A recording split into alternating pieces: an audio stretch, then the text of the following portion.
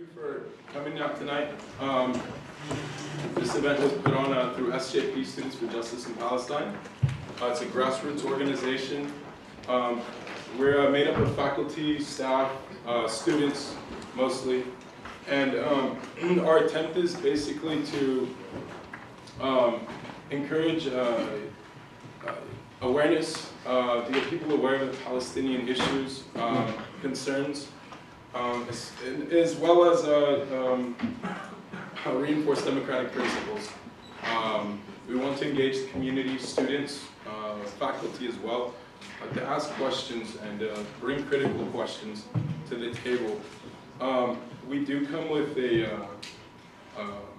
principle of understanding that all people are created equal and deserve to live in a democratic society. So with that, this is what SJP is dedicated to. We encourage you all to abide by tonight, abide by a civility, rubric of civility, basically respect each other, wait for the speakers to finish, as well as encourage each other to ask critical questions. Also gonna ask you to, sorry, any more time. So keep in mind, we're gonna do this under the rubric of civility, so respect each other, and then also engage in academic freedom. So ask critical questions, that's what we're here for. And with that, Professor Matthews, who will be our moderator tonight. All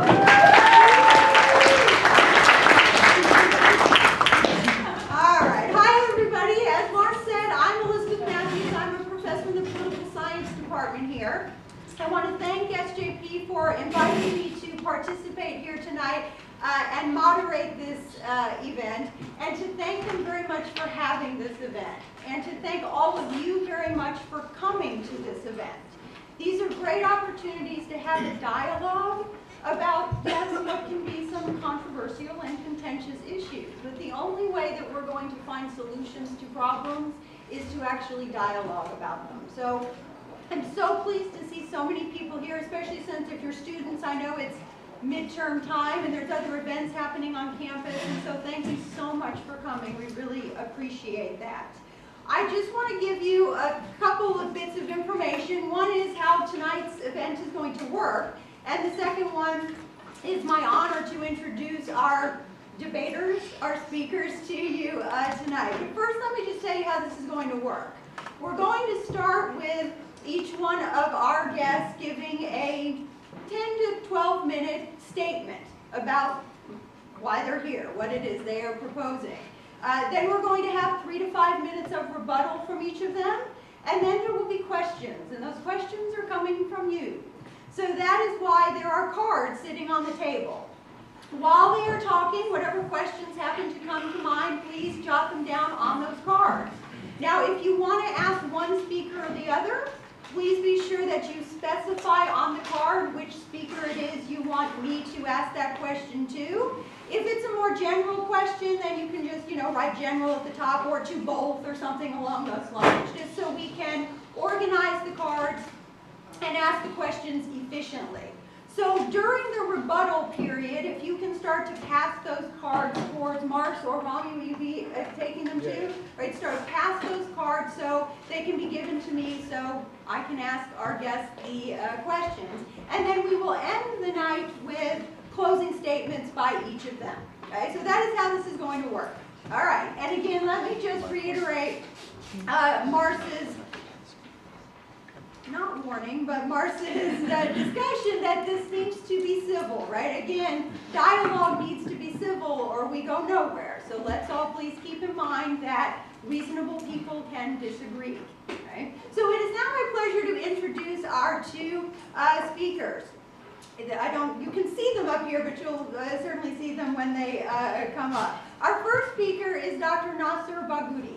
He is an independent human rights and civil rights activist. He is a member of the board of directors of the ACLU of San Diego and Imperial counties. He also serves as president of the San Diego chapter of the American Arab Anti-Discrimination Committee. He is originally from Ramallah, Palestine, but he grew up in Egypt and immigrated to the United States in 1981. He has a BS, an MS, and a PhD from Columbia University, and he is the co-founder of Objectiva Software Solutions, a software services company based here in San Diego. Our second speaker is Professor Abraham Bell, who is sitting right here to Nasser's right. He has an SJD from Harvard University, a JD from the University of Chicago, and a BA from the University of Chicago. His scholarship focuses, and this is a long list, so bear with me, but I think you need to know. It focuses on property, international law, and economic analysis of the law. He has taught courses on each of these subjects, as well as copyright law, the laws of war, land use law, administrative law, torts, property tax, and legal aspects of the Arab-Israeli conflict. One of his most recent publications is called A Critique of the Goldstone Report and its Treatment of International Humanitarian Law, and this appeared in the American Society of International Law Procedure. He clerked for Justice Cheshin of the Supreme Court of Israel, as well as the High Court of Justice Department of Israel's State Attorney's Office. He has served as a visiting professor at the University of Connecticut Law School and Fordham University Law School, and is a professor at Bar Ilan University Faculty of Law. He is currently at USD. Okay. So thank you to you both for being here. We cannot thank you enough for coming and sharing your ideas and your insights with us. So with that, Dr. Barghouti.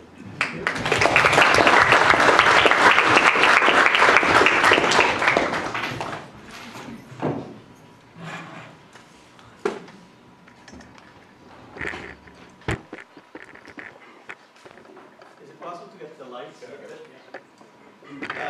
Thank you for coming, especially for the students. I know how it is to be studying for midterms and coming to a presentation that may be contentious, boring, you never know. I don't think it'll be boring, but it may be contentious. I'll try in the next 10 minutes to give the case of why the boycott, divestment, and sanctions movement that the Palestinian civil society started in 2005 is the right way, or one of the most effective ways to achieve full Palestinian rights. The four things that I want you to keep in mind throughout my presentation is I'm not talking about some rights. I'm talking about equal rights, full rights for all human beings. Palestinians, being human beings, last time I checked, deserve full equal rights. So they don't deserve some rights, they deserve everything. Liberty, the ability of any human being to live wherever they want, to move, to establish their economic prosperity, to be happy, and so on. International law, which is not a sacred thing, but it organizes human societies. It tries to avoid grand scheme of warfare around the world, and tries to keep the world as peaceful as possible. It hasn't done a great job, but it's done a good job since World War II. And finally, justice, which is maybe the most difficult notion to adhere to, because it's subjective and it's deep, and what people consider as just may be very subjective. Nevertheless, we should always aim to achieve justice. So, with that in mind, I will try to make the case of why BDS started. What led to the Palestinian people choosing this non-violent international movement to achieve their aims. It begins with the reality. This is, of course, a picture of beautiful Jerusalem. It begins with the fact that on this land, historical Palestine, Eretz Israel, whatever you want to call it, there are two peoples that live there in a very separate and unequal reality. Their existence is very separate from each other. They almost have nothing to do with each other in some real ways. And that is the root cause of the problem. And I'll try to explain what that means in much more details. Before I begin, one of the things that I will make, the arguments that I will make, is that Israel is an apartheid state. It's a de facto apartheid state. A lot of people would be insulted at that. Some people will argue legally and so on. I have a lot of legal references from international law professors and UN people and so on. But I want to remind everybody that the crime of apartheid has a definition, and the last manifestation of this definition comes from the Rome Statute in 2002, which basically has a long definition, but it says an institutionalized regime of systematic oppression and domination by one racial group over any other racial group or groups, and committed with the intention of maintaining that regime. That's what the crime of apartheid means. Its manifestation, of course, that led the world to define it was apartheid in South Africa, the segregation, separation of blacks and whites, and the oppression of blacks by whites in South Africa. And the reason that's important is because, like in South Africa, the Palestinian people represented in their civil society, or at least a large segment of them, have come to realize that it's impossible to resolve the Israeli-Palestinian problem with the huge imbalance of power between Israel and the Palestinians.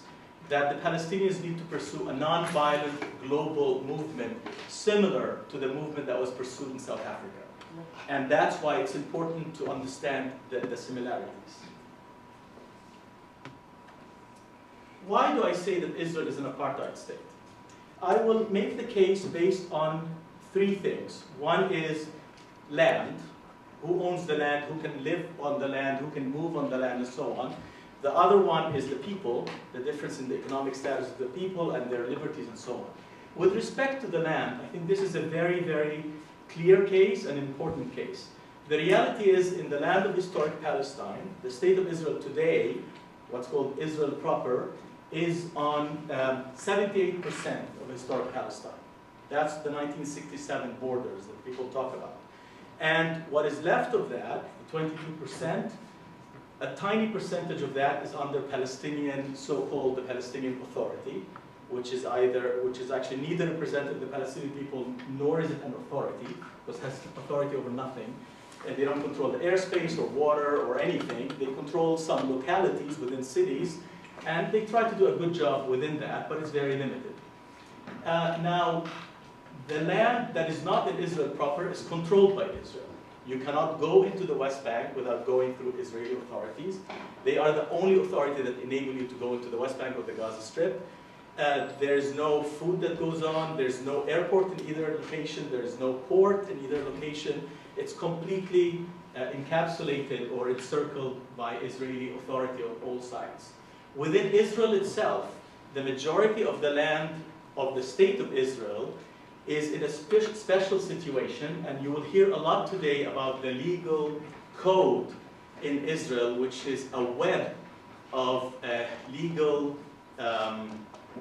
laws and statutes and so on, with the intention of maintaining Jewish ownership of the majority of the land of Israel.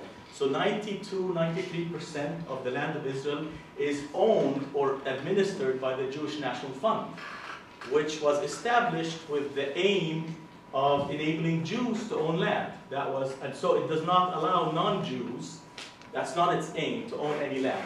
So there are a lot of rules, and some of these laws are not explicit in saying Palestinians cannot own land, but in effect, like what was the case in the United States in the era of segregation in the South, it's impossible for a Palestinian citizen of the state of Israel to have the same right of land ownership as a Jewish citizen of the state of Israel. And of course, the land in the 1967 areas are under military control. So the Palestinians have no land authority there.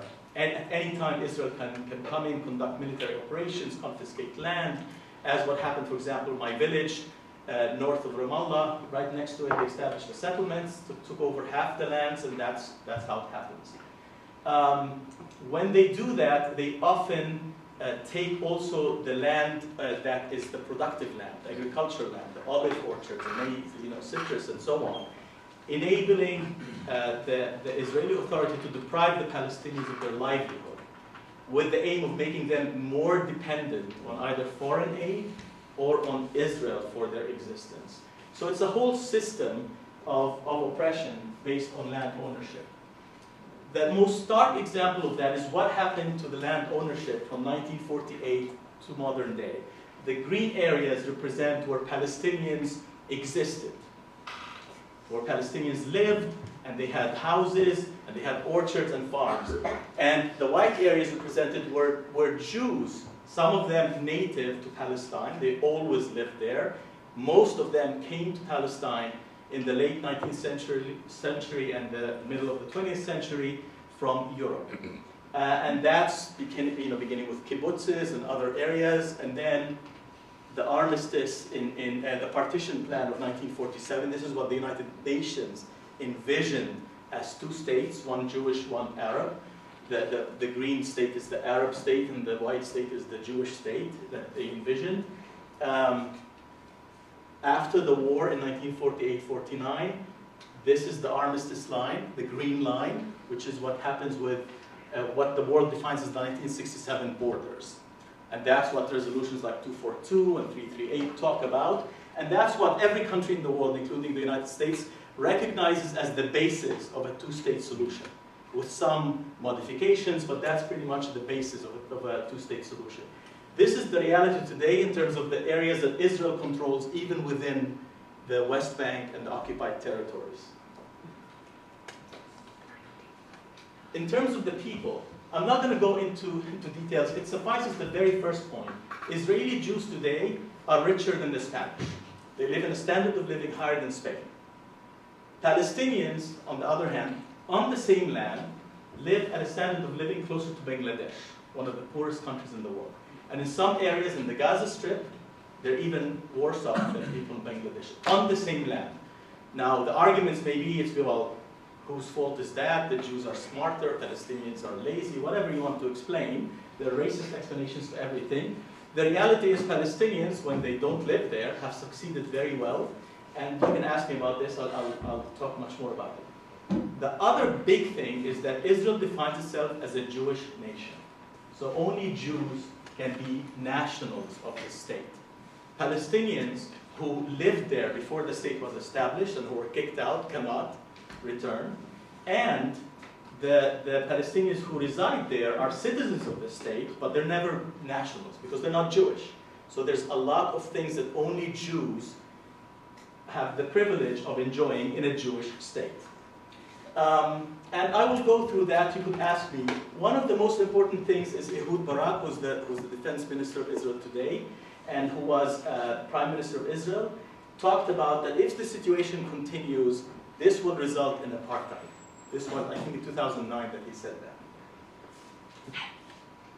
that.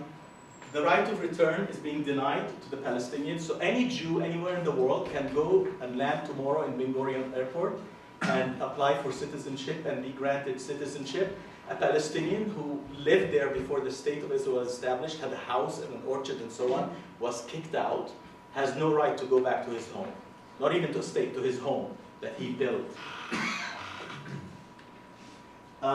This is what some of the most well-known South Africans in the world, Archbishop Desmond Tutu was the Archbishop of South Africa, said about Palestine being in a state of apartheid. John Dugard, one of the most famous law professors in the world, South African law professor, and he said elements of the occupation constitute forms of colonialism and of apartheid, which are contrary to international law. And South African Christian leaders that convened in Cairo came up with this statement as well, comparing the situation in Palestine with that of apartheid South Africa.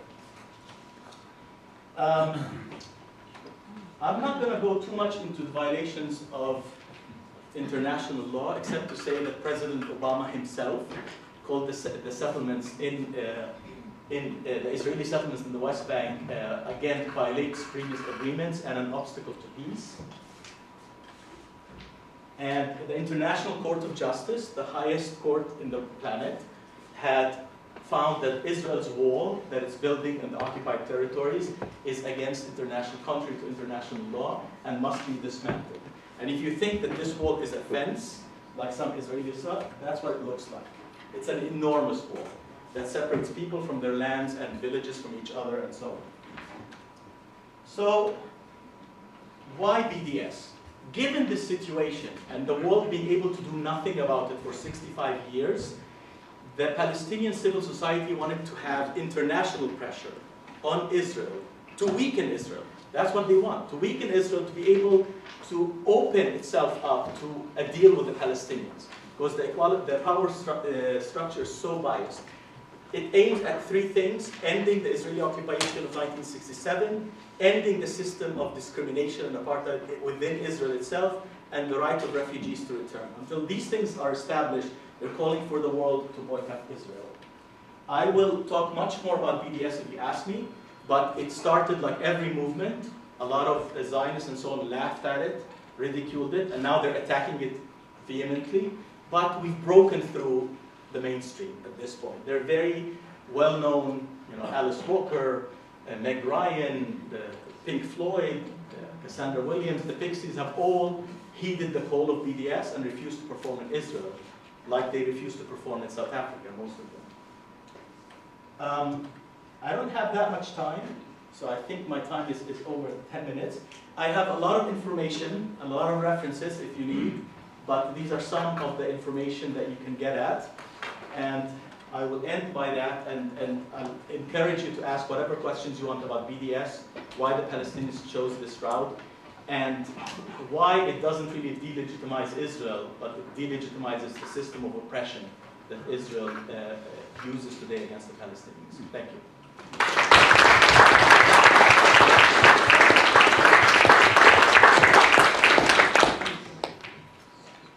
Thank you very much for having me here. The question as I was given it, that we're addressing in today's debate, is whether the best way to achieve Palestinian rights is by carrying out a form of economic, diplomatic, and, thank you very much, social warfare against the Jewish state. And I want to suggest to you that the very way that the question is phrased demonstrates the basic failing of Palestinian politics. And the reason is this may grate a little bit on some Palestinian ears, but there are two peoples here with rights, not just one. Yes, the Palestinians have national rights. These national rights include the right of self-determination, but so too do the Jewish people. The Jewish people have a right of self-determination. That right was recognized in 1922 by the League of Nations. That right included, as the League of Nations said, the right to reconstitute a Jewish homeland in its historic homeland.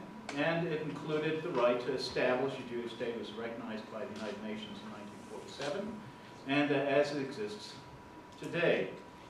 Yes, the Palestinians have individual rights. These individual rights include the rights of freedom of worship, free speech, free assembly, the rights to own property, the rights to due process. And yes, those rights should also, and are also, enjoyed by Jewish people.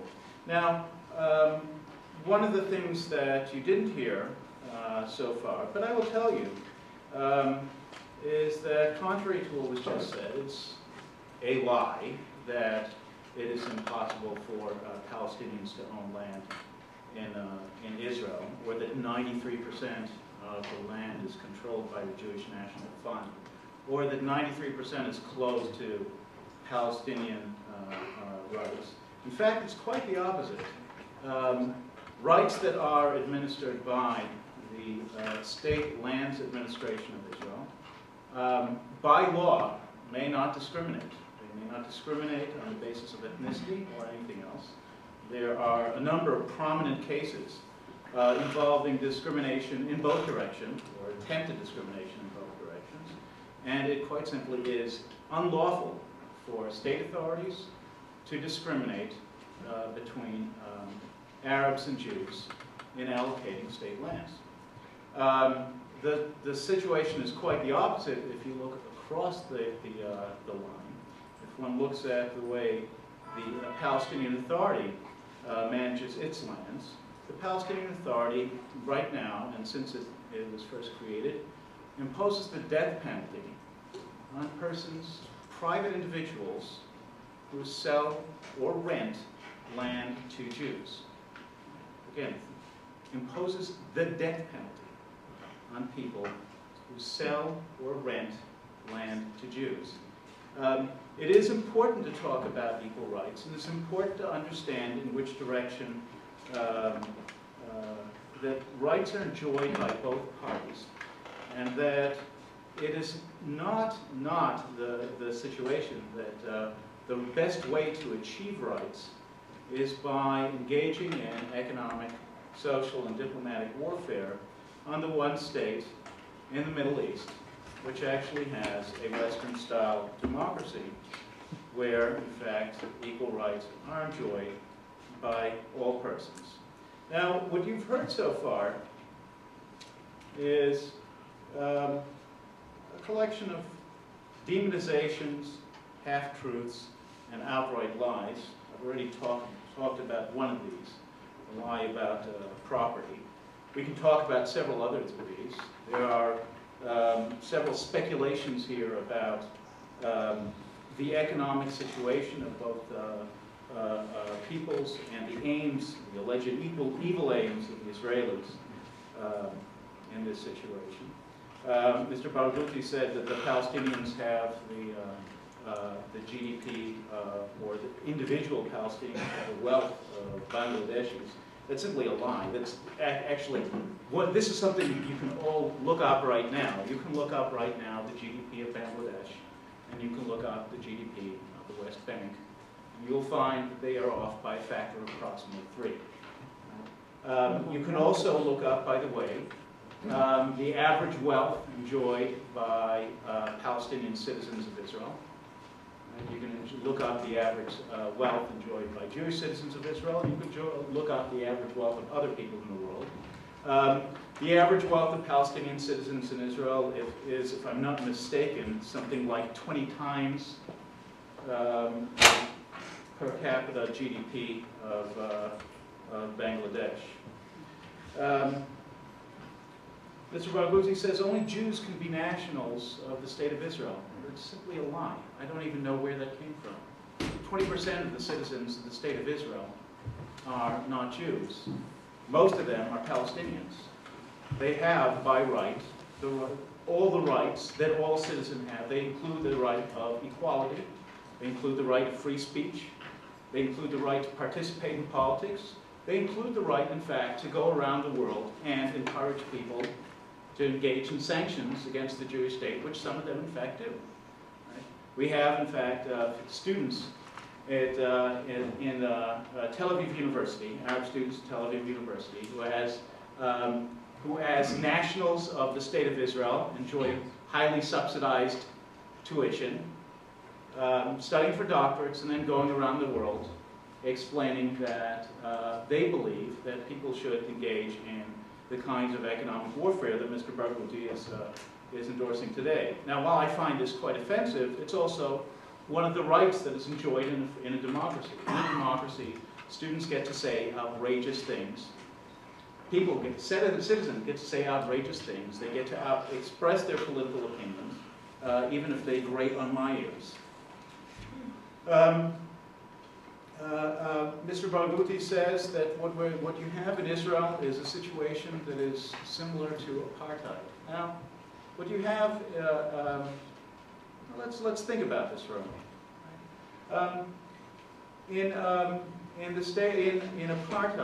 In apartheid South Africa, you had separate facilities for blacks and whites. You had separate roads for blacks and whites. Right? By the way, it's a lie. There is no place in either the West Bank or in Israel where there is a Jewish-only road. I will put down any sum of money right now on you find a single road where it's a Jewish-only road, where it's restricted to Jews only. There's not a single one.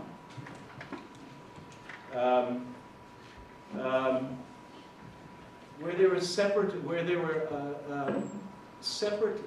legislatures, where you could not have blacks and whites sitting in the same legislative bodies. Now, the fact is that there are today approximately 1 out of every 12 legislators in the Israeli parliament.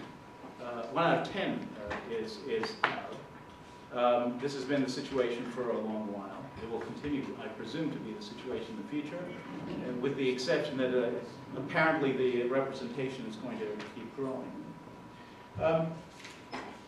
It's a remarkable thing to hear a speech in which we're talking about this kind of economic warfare. It's described as if this is a response to powerlessness.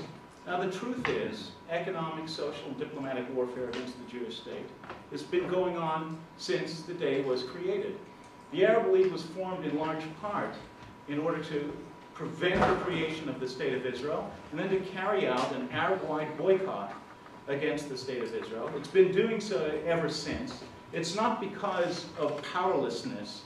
It was an attempt to engage in power to prevent the emergence of a Jewish state. The Palestinian battle against the Jewish people is not about the stripping away of a Palestinian land. It is and always has been about an attempt to prevent the Jewish state from existing. And even today, when Mr. Barghouti describes the aims of the economic warfare that he wants to see against the Jewish state, one of these aims is to strip away from this state the ability to control its own borders, something which is not denied to any other state in the world. This is aim number 3. The Palestinians have turned down opportunities to live side by side in peace with Israel innumerable times. 1937, 1947,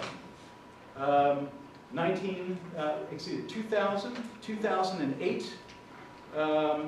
And the truth is, de facto, since 2005, when Israel withdrew from the Gaza Strip, there was no need to even negotiate.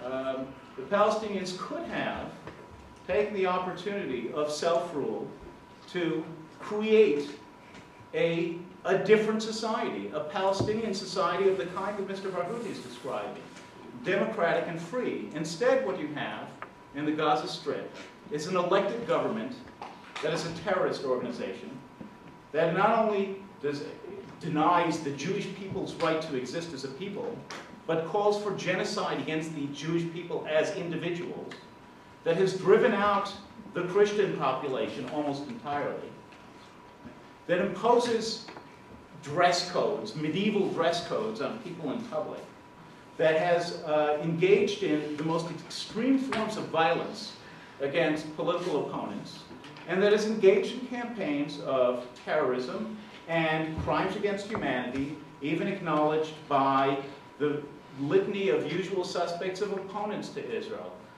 There have been, right now, as we speak, from the Gaza Strip, the ruling organization is, together with a coalition of terrorist groups, carrying out a rocketing campaign against southern Israel.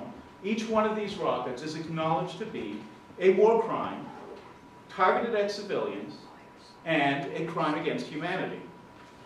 Now, there is a different way to approach all of these problems.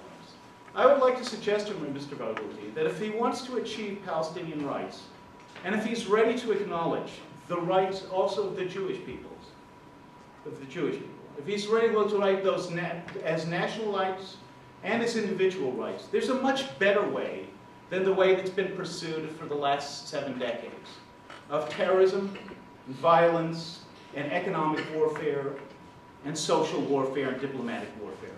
It's a much simpler way. It's the way that the Palestinians keep turning down, but it's not a bad way at all.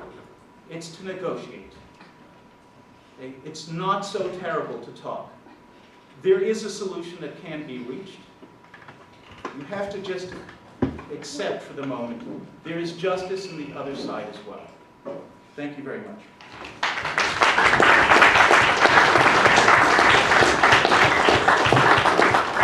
All right, we're now going to have the rebuttals, and I'll remind you about your cards there. So write your questions on there. Be sure you're writing legibly so we can read them. And remember to put who you'd like the question directed to, or you can put to both or general on the front.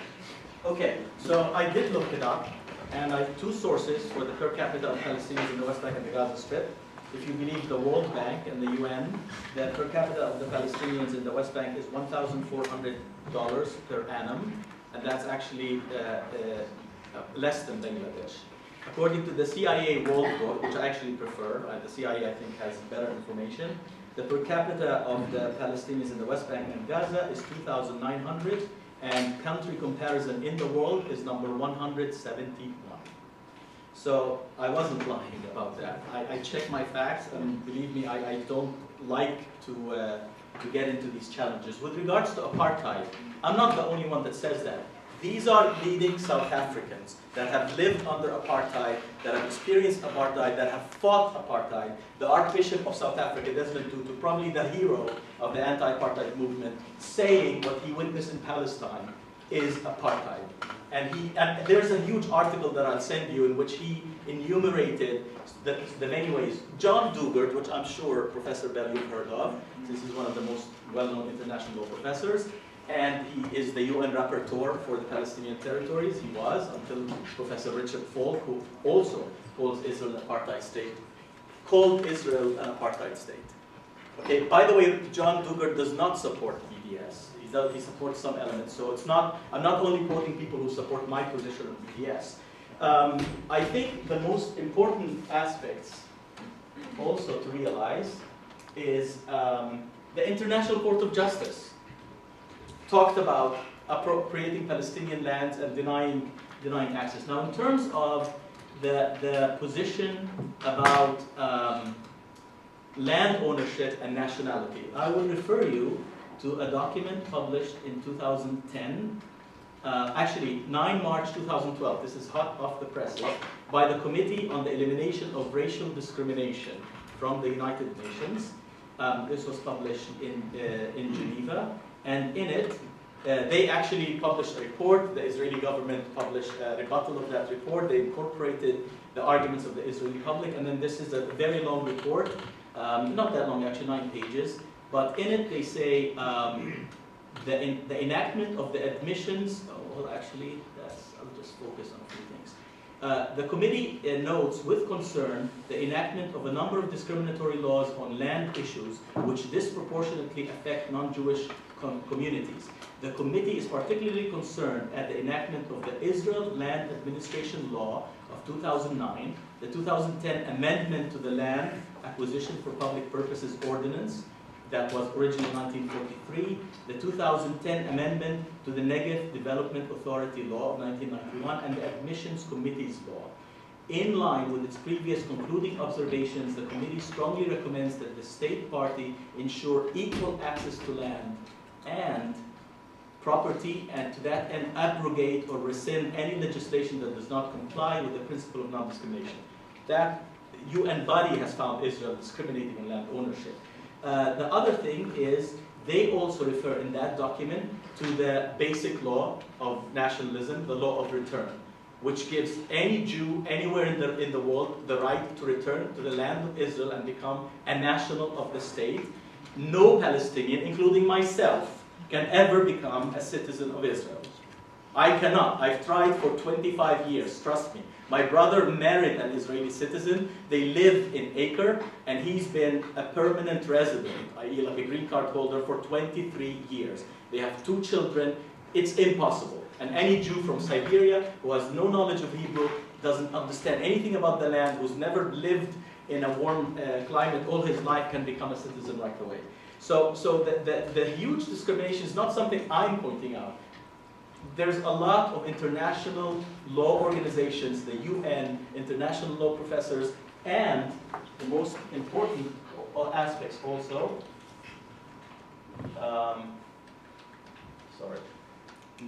is what leading human rights groups have said. So listen to what the International Committee of the Red Cross, arguably one of the most important human rights organizations in the world, and what their representative, and this is online and it's approved by International Red Cross, talked about the Gaza Strip of collective punishment, which is against international law.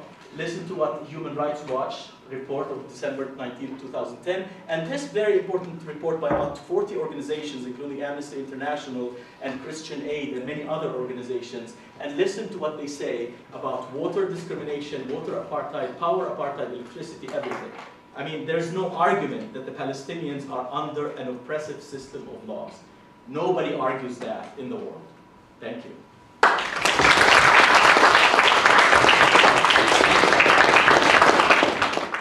There are other people here with rights.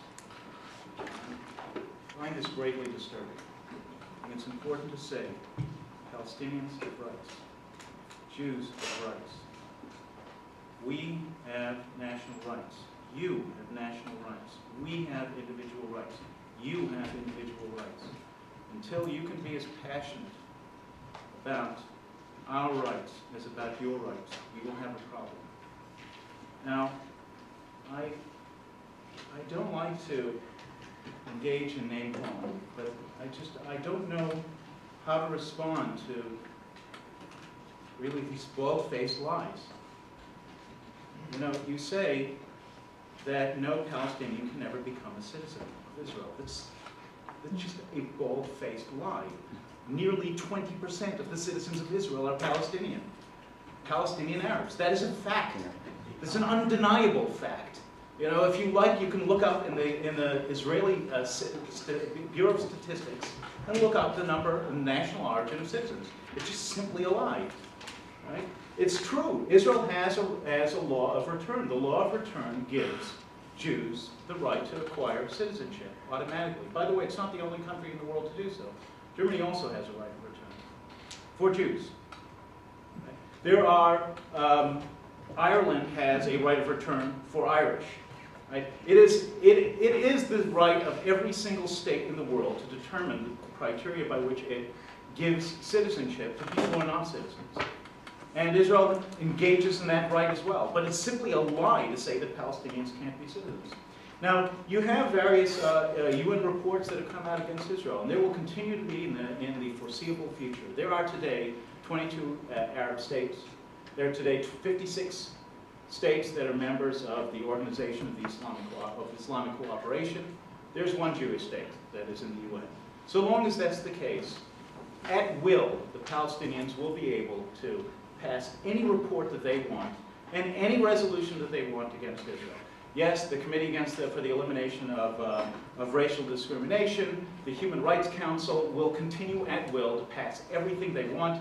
You will have a person like Richard Falk, who you just cited, who claims that 9/11 was an inside job by the United States and was denounced by the Secretary General of the UN as an embarrassment, will continue to be appointed to positions like the one he has now for the Human Rights Council as Special Rapporteur for Palestinian rights.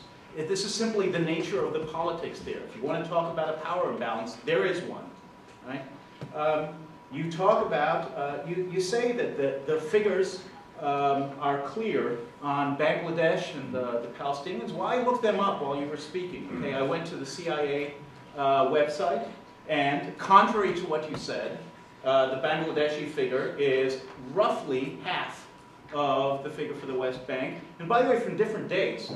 It says 2011, Bangladesh 1,700, 2008 West Bank, before 3 years which have been among the best in the history of West Bank for GDP growth, 2,900. Right? It's simply, I mean, you're making things up right and left. I don't even know how to respond to things like this. But this is, forget about this. Why quibble? Let's get to the heart of the matter is this. The heart of the matter is, if you're willing to meet on the very simple basis of rights that are equally shared, both sides have equal rights. Both sides have rights to national rights, the rights of self-determination. Both sides have rights to own and acquire property. Both sides have rights to worship. Both sides have rights of speech and assembly. Then we can get anywhere that you want to by peaceful negotiation. As long as you're not willing to even say the words of Jewish rights, then we will continue to have a problem. Is the best way to resolve this by carrying on further economic, diplomatic, and social warfare? I would suggest to you that it's not. The best place to meet is at a table negotiating. Thank you very much.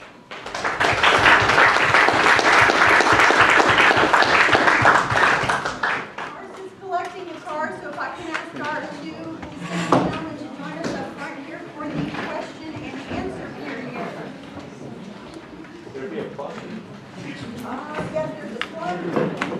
You're on this side. Oh, yeah, you're forward.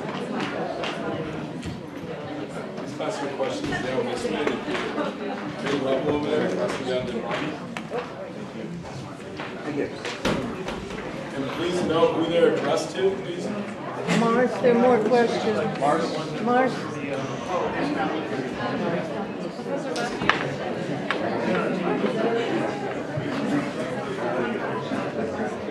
And there's pizza in the back. Just wait.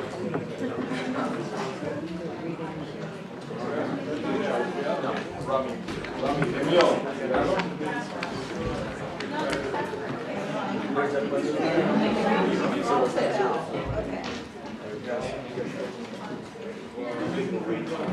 You want to sit here? No, it's fine. You know what?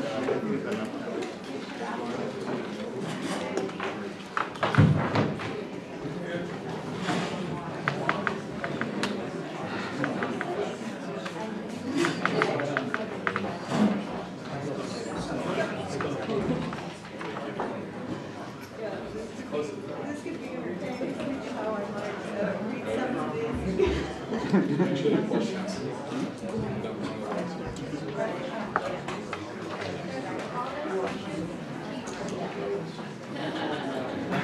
This is the democratic process right here.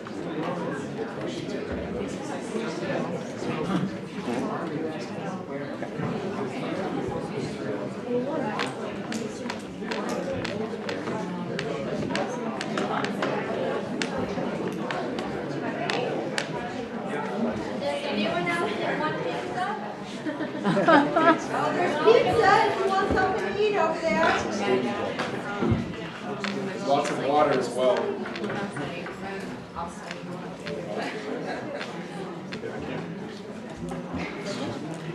Make sure it's in English.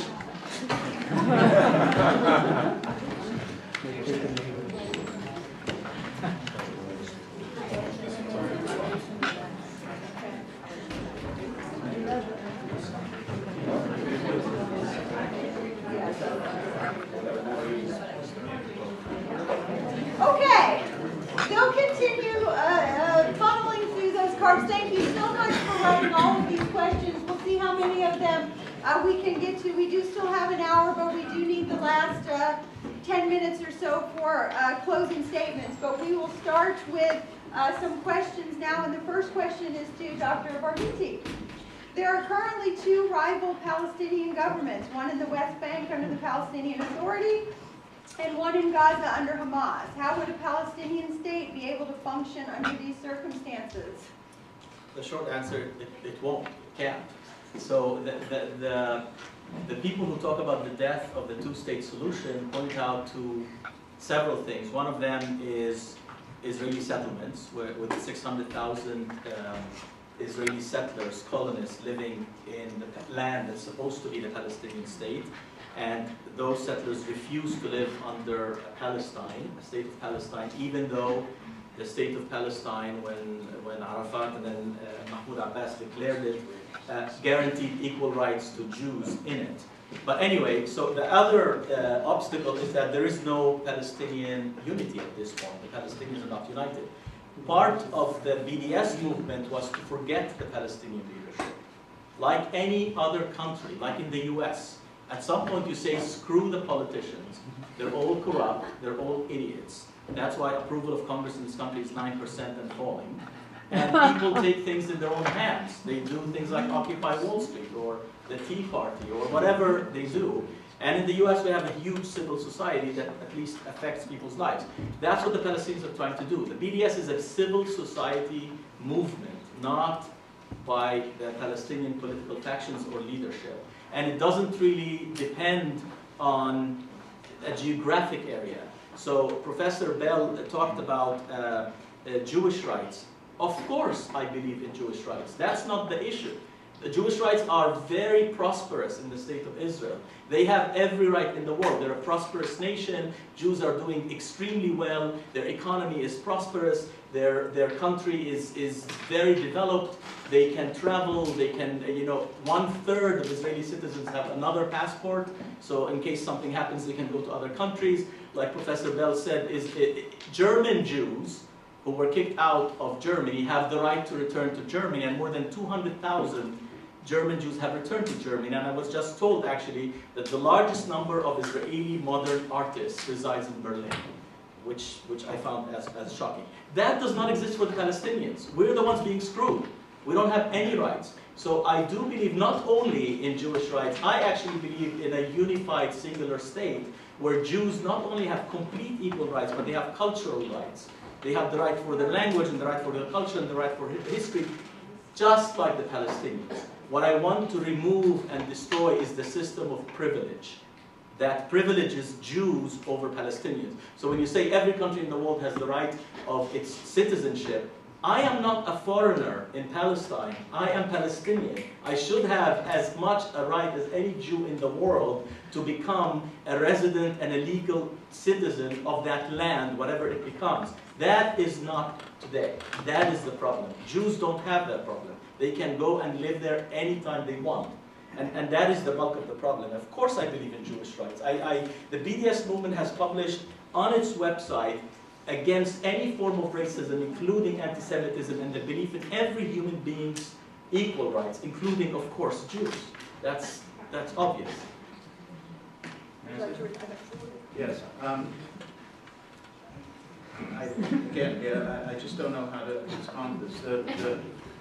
Arafat has guaranteed equal rights for Jews. It is a fact. It is the death penalty applies to the sale of land to Jews in areas controlled by the Palestinian Authority.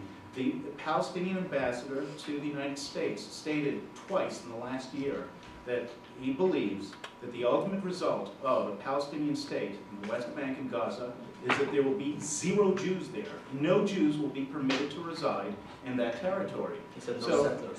No Jews. No Jews. Not no settlers, no Jews.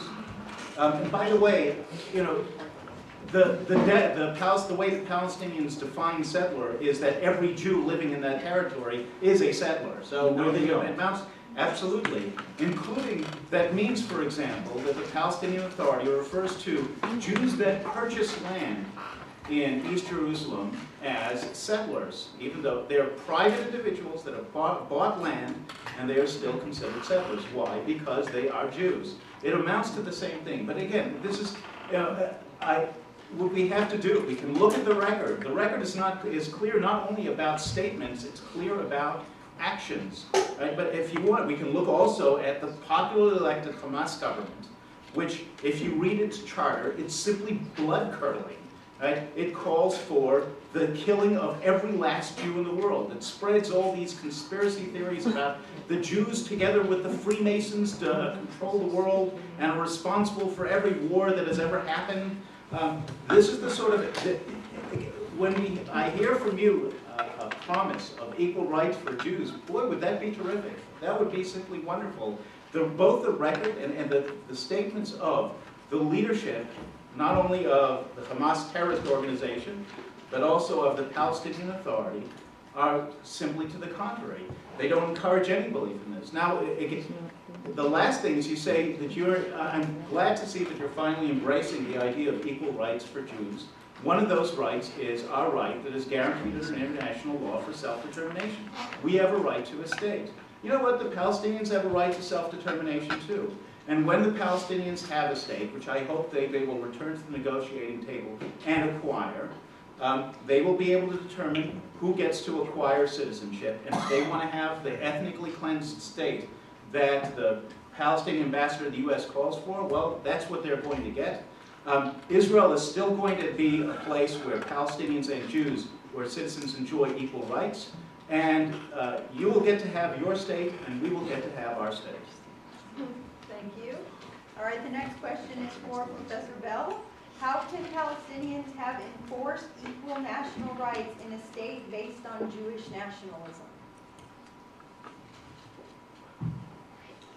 I'm not quite sure that I can understand the premise of the question, but there. Is it possible in a Jewish state for Palestinian citizens to have equal rights? In fact, they do. Now, I'm not going to say that in every respect everything is perfect, because it's not. There's no state in the world that's perfect. And so I wouldn't say that in every respect there's economic equality. There isn't. I believe that the Palestinian citizens have roughly 80% on average of income of Jewish citizens. There isn't entire equality in all professions as far as the number of participants, but the fact is that Palestinians serve in the Israeli Supreme Court, Palestinians serve in parliament, Palestinians serve in the bureaucracy, Palestinians serve in the army.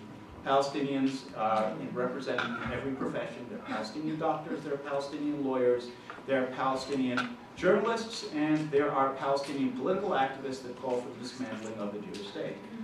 Is it possible for Palestinians to enjoy equal rights in the Jewish state? They do.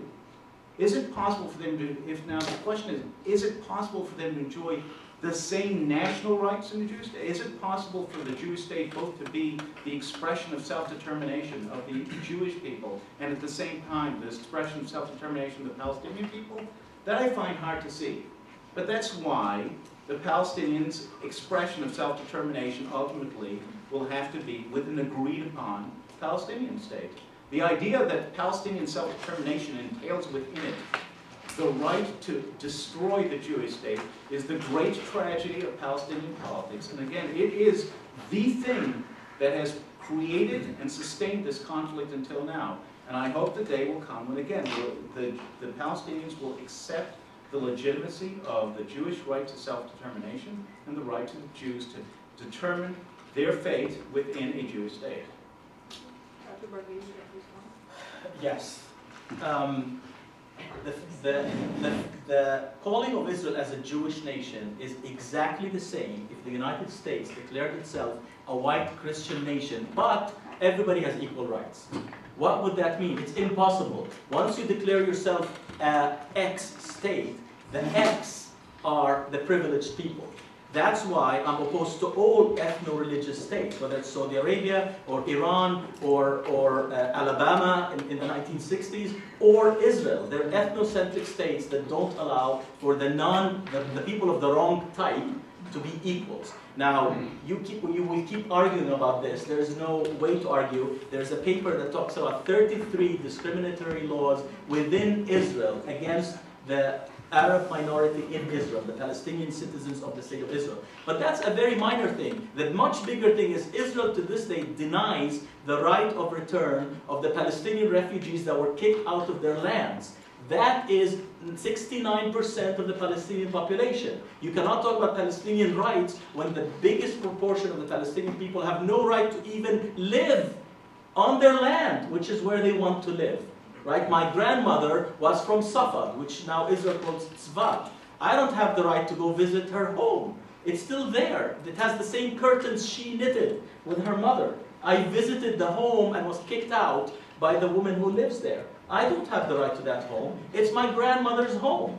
Right? And it's having this fog around equal rights is so disingenuous because so many people have talked about it. Let me quote David Remnick, the editor of the New Yorker magazine, not exactly a pro-Palestinian guy, yesterday, March 12th, in the editorial of the New Yorker, talked about, so that it's not only the Palestinians are being accused of being that, he said, in 1980, 12,000 Jews lived in the West Bank, east of democracy, in quotes.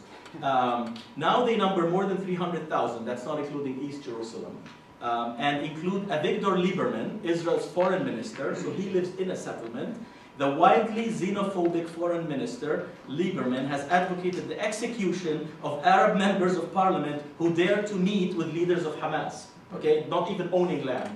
And his McCarthyist allies called for citizens to swear loyalty oaths to the Jewish state. So a Palestinian citizen of Israel has to swear loyalty, and they almost passed that law in the Knesset, to the Jewish state, not to the state of Israel. If Israel declares itself a state of its citizens, not a Jewish state, that's a completely different reality.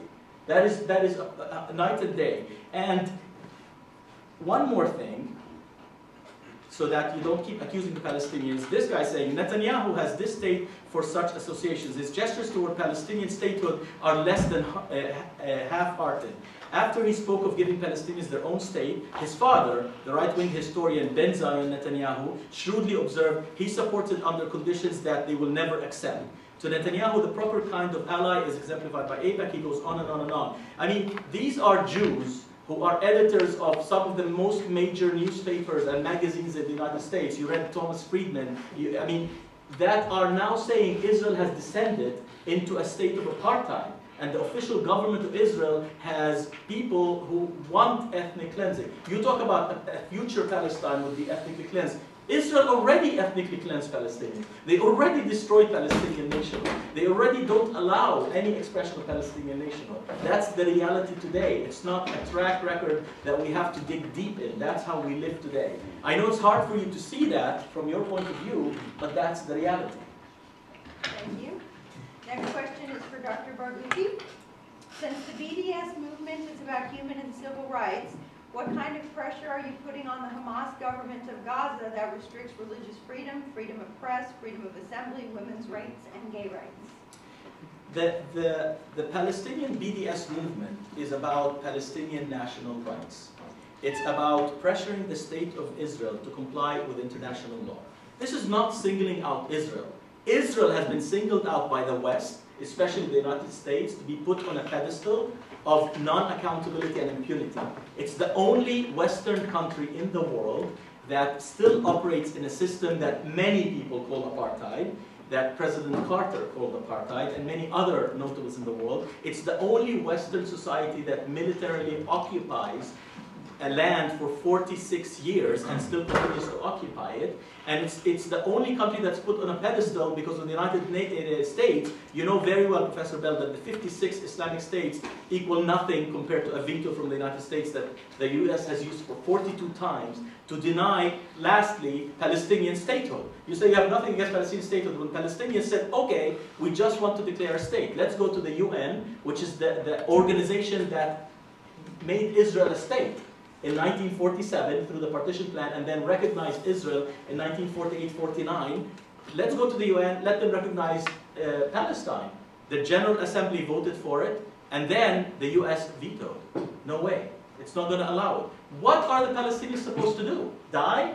We're not going to die. We're going to resist in every way possible. And that's why I think the BDS movement is focusing on. Now, with respect to Hamas, look, I have a lot of problems with Hamas. I have a lot of problems with Fatah. I have a lot of problems with all leaders anywhere in the world. They're all crooks, right? I mean, but I mean, that's the nature of politics, unfortunately, in the world. Hamas has, of course, so many things that they've said and done that I don't agree with. The majority of Palestinians don't agree with.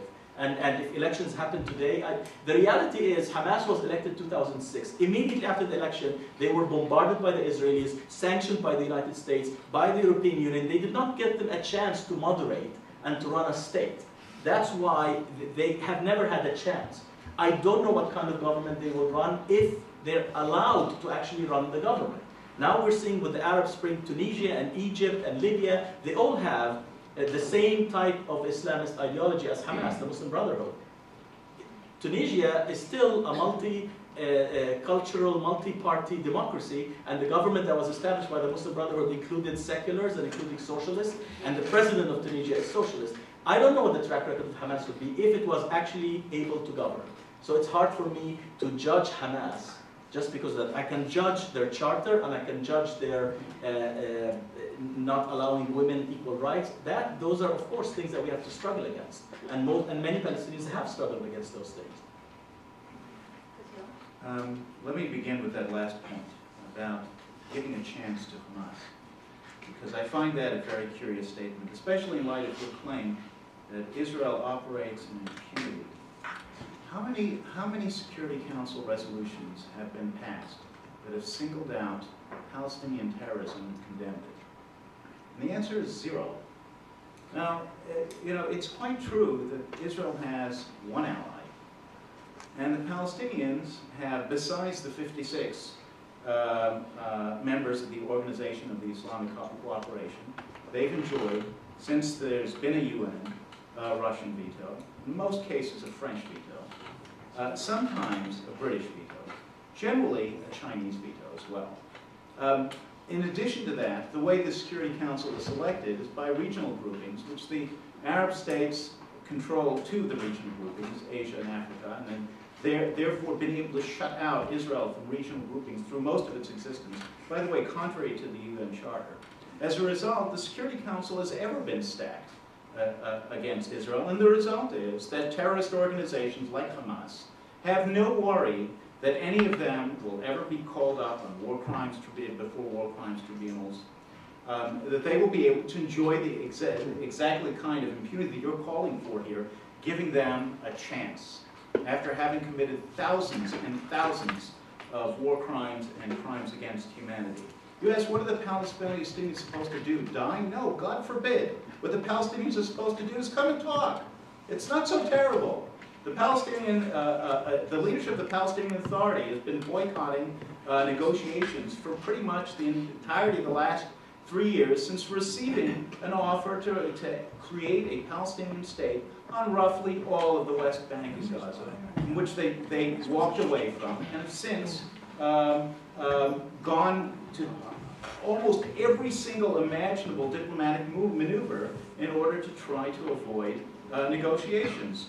What should you do? Negotiate. It's really not so terrible. Now, you mentioned here Lieberman, and I have to say, Lieberman is a demagogue, and the wonderful thing about a democracy is that Lieberman, like you, has the full right to engage in the worst kind of demagoguery, to say the most outrageous things, to call for the most outrageous platforms, to say anything that he wants to, and then come back and try to convince people that he's right. I don't have to agree with him. I don't happen to. I don't have to agree with you, and I'm not going to. But you still have the right to say these things. That's the wonderful thing about democracy, is that everybody gets to say these things, and yes, even Remnick gets to say silly things every once in a while. That's the advantage of editing a magazine like The New Yorker. The last thing that I wanted to say was, you talked about this economic warfare as somehow not being aimed at Israel, and simply being aimed at vindicating Palestinian rights. Now, there's two peculiar things about that. Of course it's aimed at Israel. It's aimed precisely at Israel. And one of not only is it that it's calling for economic, diplomatic, and social warfare against one state, and it's calling for that state to be subjected to a standard to which no other state is being subjected.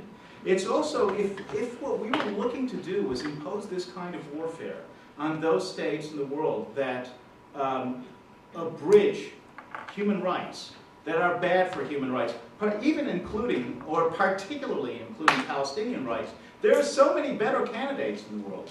Let's talk about Lebanon. In Lebanon, unlike in Israel, Palestinians can't be lawyers and doctors. They're closed out of almost every profession. In Lebanon, unlike in Israel, they can't be citizens. Do you know that in every single Arab state, other than in Jordan, it is against the law for Palestinians to become citizens?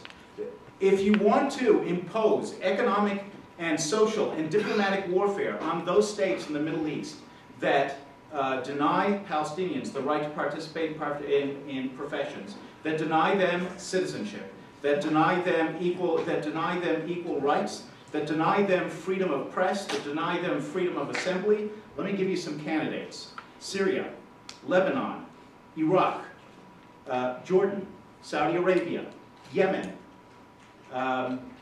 Tunisia, Libya.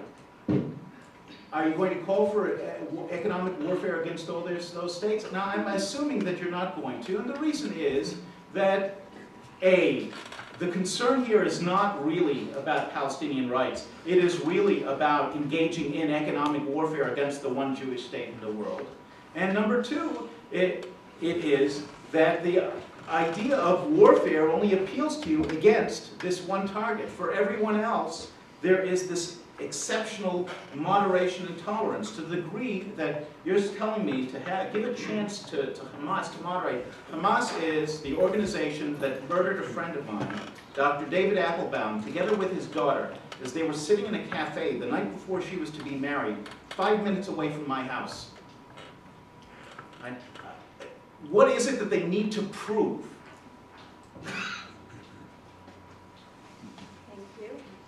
There's two questions I'm going to ask together because they are both on the issue of occupation. And this starts with the Kosovo. You talked about rockets hit by Hamas on Israel. What about all the tanks and weapons of mass destruction fired by Israel on Palestinian women and children on a daily basis? You call Palestine's elected government terrorists. What about the occupant force that stripped away their lands and rights? And related to that, what gives Israel or any country the right to occupy another people ever, leave alone for decades? All right, I think there's two distinct points there. So let's start with the first one and then go to the second one. The first one is about means. And there's an important set of rules in this world, whether we like it or not. There's something called the laws of war.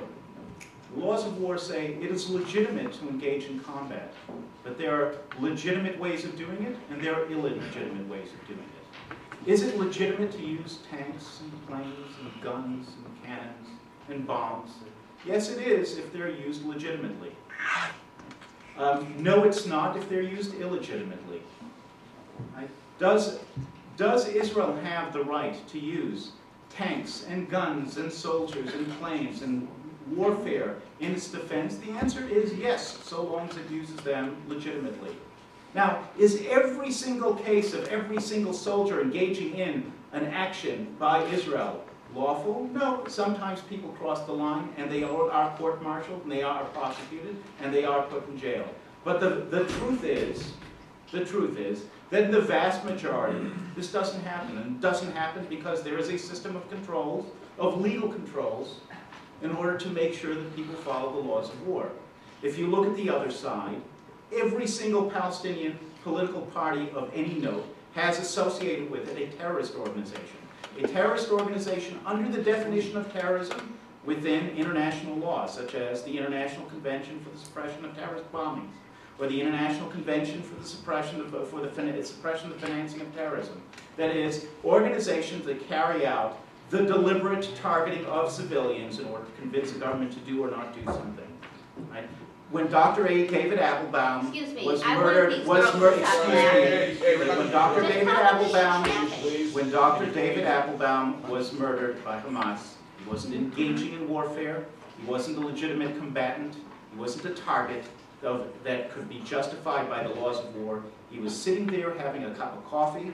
The reason he was targeted was because the place where he was sitting was a cafe where civilians were expected. It was targeted as civilians. Hamas makes no bones about this. The Palestine Islamic Jihad makes no bones about this. Fatah made no bones about this. The Palestine Resistance Committees make no bones about this. They are targeting Israeli civilians as civilians. That is a war crime. Not every act of war is a crime. Every act of war is tragic. It is destructive and often deadly. But not every act of war is a crime. Now, the second part of this question had to do with, is it lawful for Israel to possess territory that it is holding by military force, that it acquired in the '67 war, that it is holding pending whatever ends up being resulting if the Palestinians ever do decide to get back to the table? And the answer was provided by the United Nations Security Council in 1967. And what it said is that it anticipated that Israel would relinquish control only within the framework of a peace agreement in which the other side, the Arabs, were to recognize Israel's rights to exist within secure and recognized boundaries. That's UN Resolution 242. It served as the basis of peace agreements between Israel and Egypt, between Israel and Jordan. It was the basis of the agreements between Israel and the PLO in the Oslo Accords, which the PLO then proceeded to rip to shreds. But I hope the day that the Palestinian Authority will come back to the negotiating table and agree to negotiate on that basis too. Yes. Unfortunately, I can't let you get away with some of the misinformation you stated, Professor Burke. The French have used their veto 11 times, and the only time they've used their veto on the Middle East, other than recently, is to actually not allow the United Nations to condemn the Israeli-British-French attack on Egypt in 1956. So they confronted the US, and if you remember, Truman threatened France and Britain by then with nuclear aggression if they don't back away from Egypt. And that's the only time that France has used the veto. China has never used its veto on the Middle East. China was not even a Security Council member until 1971, and it has used its veto 3 or 4 times since then, very, very sparingly. the biggest users of the vetoes have been the Soviet Union, and most of the vetoes were before the time when the United Nations blocked any entry of the Soviet republics, Ukraine and so on. So the Soviet Union vetoed anything that the US proposed, and it has nothing to do with the Middle East. More recently, they've used, of course, the veto, Russia and China, against intervention in Syria. And France used its veto against intervention in Iraq. It has nothing to do with Palestine. And the United Kingdom has never used its veto to support the Palestinians. So in short, you're wrong. There is no international putting of the Palestinians on the pedestal. The US Congress, in contrast, has never given up a chance to condemn the Palestinians and condemn every aspect. Just today, Secretary Hillary Clinton had the audacity to talk about on Syria, saying you cannot equate the military power of the authority in Syria, of the state, that can use advanced weaponry against citizens, and when the citizens take up arms, that is the right to defend themselves. And in the same sentence, she condemned the Hamas, not Hamas, because Hamas did not participate, the Palestinian rockets on Israel in the last 3 days, and forgot that what started this was an Israeli strike on Friday that killed the leader of the Palestinian Popular Resistance. That's what started this. It was not Palestinian rockets. And how she cannot understand the equality of the situation where the mightiest military machine in the Middle East and the third or fourth mightiest in the world, Israel, is using against the Palestinians that don't have even the arms that the Syrian National Army has, the Syrian Free Army has. I mean, it is such a hypocrisy, and that's the impunity and the pedestal that Israel is put at. It is untouchable because of the United States. It knows that no Security Council resolution ever counts because nothing can happen because the United States protects it. Now, the reality of how Israel continues to occupy the Palestinians, you could come up with whatever excuses you want. You know, every oppressing party accused the people they oppress. The whites in the US accused the blacks, they were slaves before, of being lazy and violent and barbaric, and then they couldn't give them votes because of this and this and that. They wouldn't give women votes till 1920, in the 20s. I mean, it's always the case that the oppressing party comes up with whatever they need to continue their oppression. The reality is we have two peoples here, like you keep saying. You're very fond of saying that. I have not heard you yet explain to me how can the Palestinians obtain their equal rights, exactly equal to Israeli Jews. What would that state look like? Do you believe that there should be on the 1967 borders? Do you think it should be a state that has borders and an airport and an army and security? Do you think it has the same rights as Israel?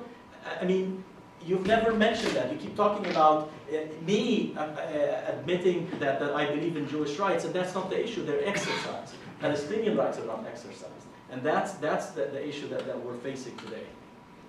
Thank you. Our next question starts with Dr. Barghouti. In your presentation, you referred many times to quote-unquote historic Palestine. Do you believe that the Jewish people have any historic claim to that land? And if yes, when do you believe that claim originated? Absolutely. I believe in what Professor Edward Said said, that Jews obviously have a historic claim to Palestine. However, it is by no means the strongest claim to the land. The Palestinians obviously have a much stronger claim because they never left the land. Whatever the circumstances were, if you believe in the Roman Exodus or if you believe in whatever, the reality is the Palestinians and their ancestors never left that land. They were always there continuously, from the Canaanites or whatever their ancestry is. Now, modern DNA research, which Israel tries very hard to suppress, proves that Palestinians and Eastern Jews, Sephardic Jews, and Jews from the Arab world are the exact same gene pool. There is no distinction between them. They're the same race. There is no distinction. Ashkenazi Jews have differences. And the difference between Ashkenazi Jews and Eastern Arab Jews is much bigger than the difference between Palestinians and Arab Jews. They're the same race. There is no difference. Of course, Jews have a claim, but that claim is not exclusive, and it's not the strongest claim, and should not be at the expense of the much stronger claim of the people who lived there continuously until they were kicked out by Israel. That is my position on this. You have to look at history in a way that's inclusive and not. Now, the fact is that the only reason we look at history this way is, again, what Professor Edward Said said. We are the victims of Europe. Europe killed European Jews, they massacred them in the Holocaust, the United States did nothing, and in fact prevented many Jews from escaping to here, and that guilt led them to allow Israel to ethnically cleanse the Palestinians, create a state on Palestine without regard to the population that existed there, fabricate all kinds of lies about the Palestinians never existed, and we keep hearing them from idiots like Newt Gingrich and others. I mean, it's ridiculous what the length they go to deny the basic fact that Palestinians lived there for centuries. I mean, there are people who've been, travelers who've written books about Palestine. Throughout what, you don't think anything existed between 2,000 years ago and 100 years ago? There are people living there, and there's an Ottoman Empire, there were Palestinians, and they were part of the Ottoman Empire, like everybody was part of an empire. Nobody existed as an independent state till the 19th century. And so, this is the problem today. The Palestinian history and national rights are denied. It is not the Jewish history and national rights that are being denied today. Those are being exercised, and they're prosperous. I had a friend visit me a couple of years ago in Israel, and we went and visited some. He's a Lutheran pastor. We went to visit a Lutheran congregation in Bethlehem, and we spoke there to this Palestinian woman who I mentioned to her these genetic studies about the closeness of Palestinians and Jews. By the way, it's not correct that the Palestinians are close only to Sephardic Jews. The population cluster is roughly Arabs, Jews of both kinds, Ashkenazi and Sephardi, Turks and Armenians, with the subgrouping that Jews and Palestinians, again, Jews, Ashkenazi and Sephardic, are the closest groupings. Right, now I sent these studies to her. I never heard from her again. I don't know what you're talking about, efforts to suppress. I will tell you about some efforts to suppress and fabricate history. You have here one example that you just said, looking at Palestinians are the victims of Europe victimizing the Jews. Now that's wrong historically. In the League of Nations voted to recognize the Jewish right to reconstitute a Jewish homeland in 1922. That's several decades before Hitler implemented the final solution. And the Palestinians weren't innocent bystanders of this process either. The leader of the Palestinian Arabs actually spent the wartime years while Hitler was engaging in the final solution, lobbying to make sure that Jews would not be permitted to escape. So Amin al-Husseini, who afterwards represented the Palestinians in the negotiations before the United Nations in 1947, was in 1944 lobbying to make sure that Jewish children in Hungary would not be allowed to escape, but would instead be sent to the death camps, because God forbid they might arrive in the land that he wanted to claim as his own, as a 100% Palestine. Right? So that's one kind of historical fabrication. I'll give you another kind of historical fabrication.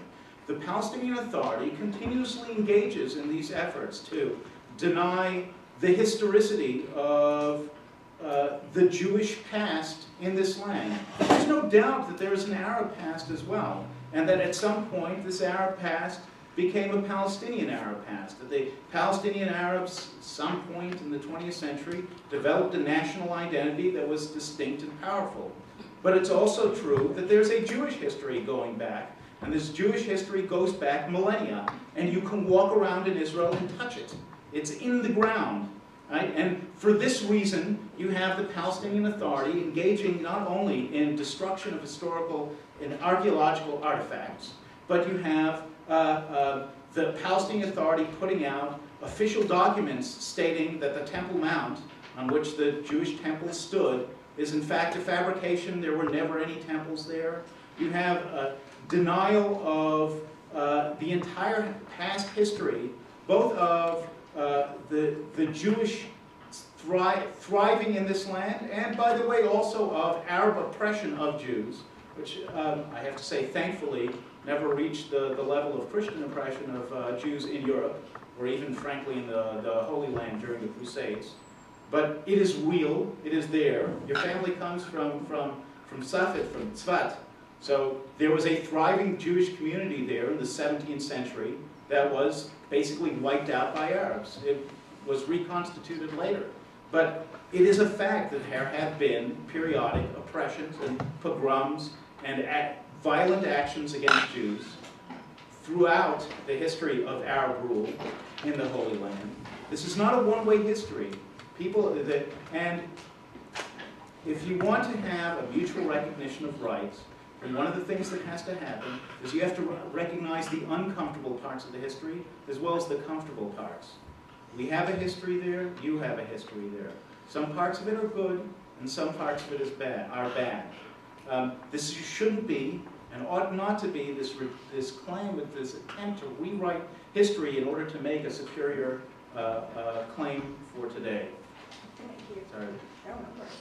The next question is to Professor Bell. Israel was admitted to the UN on condition that they agree to implement UN Resolution 194, allowing Palestinian refugees to return to their homes.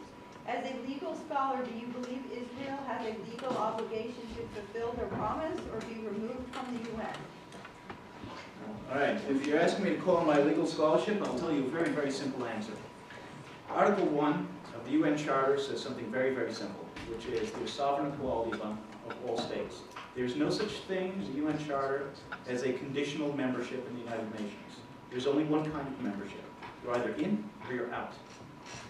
Israel is a member of the United Nations. It does not have a conditional membership.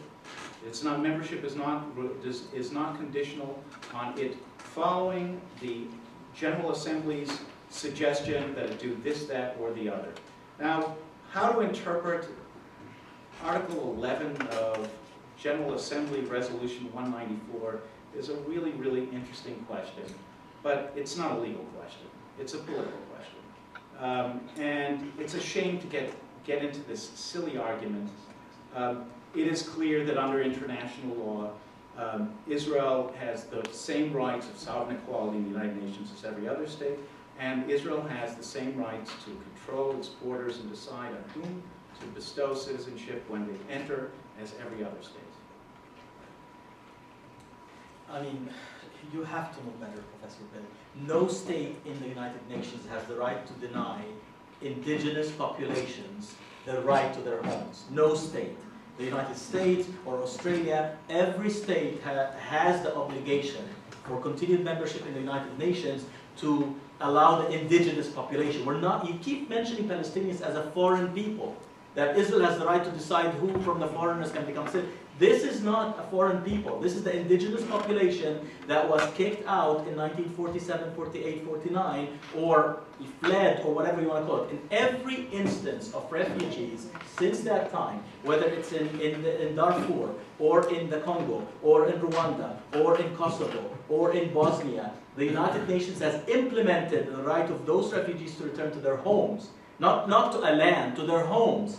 That's what the first inalienable right of human beings is, the right to a home. It doesn't. That trumps everything. That's the basic of any law, of international law. So it's disingenuous to say, this is again playing legal games to avoid the fundamental question that those indigenous population who were there, like my grandmother, why don't they have an equal right to return to their home like a Jew from Brooklyn or Siberia? That doesn't make any sense. Even if you believe in a Jewish claim to the historic land of Palestine, you have to believe that somebody like my grandmother has even a stronger claim. She lived there, goddammit. She was born there. She had a home. It's impossible to argue that point on legal international law. No UN resolution has ever denied that right of the Palestinians, not even the United States. There's a political process. That's why you keep saying, go back to the negotiation. This non-ending negotiation that lasts for 22 years, and because of the huge imbalance of power, there's no way that these negotiations, it's like Noam Chomsky said, negotiations between an elephant and a fly are very easy to predict the outcome of. It's not going to lead to anywhere. So this is a sacred right. This is the right of a human being to go back to their home or to get compensated. Jews from Arab countries have that right, and some of them have exercised it. Some Jews went back to Morocco, some to Tunisia. They all have the right to get compensated or go back to their homes in Iraq or Yemen or wherever they were kicked out of. That's a sacred right, and so do the Palestinians. That's a fundamental right, and Israel denies that right. I condemn all states that deny the right of indigenous populations to their homes. That is a sacred right. Thank you. Next question starts with Dr. Barghouti. Palestinian TV shows are still teaching hatred of Jews and promoting murder. Jews are referred to as pigs and monkeys and is not worth living. The Mufti of Jerusalem called for Muslims to murder Jews in January of 2012. How can this incitement to hatred be stopped so there can be hope for peace? I mean, I'm sorry to say that's a question that has its answer in it. The fact is that's completely lies. There is no such thing on Palestinian TV. Palestinian TV has a variety of things that have programs that talk about Israeli oppression and so on. So does Israeli TV. You should all read a report by a professor from Israel, called El Hanan, and she in it specifically talks about the Israeli curriculum and how it characterizes Palestinians. You would be shocked to know that there isn't a single photo of any Palestinian in any Israeli children's curriculum. So Israeli children from kindergarten to grade 12 grow up not ever seeing a photo of a Palestinian in their books. It's just the other. It's the other people. And this is the kind of thing.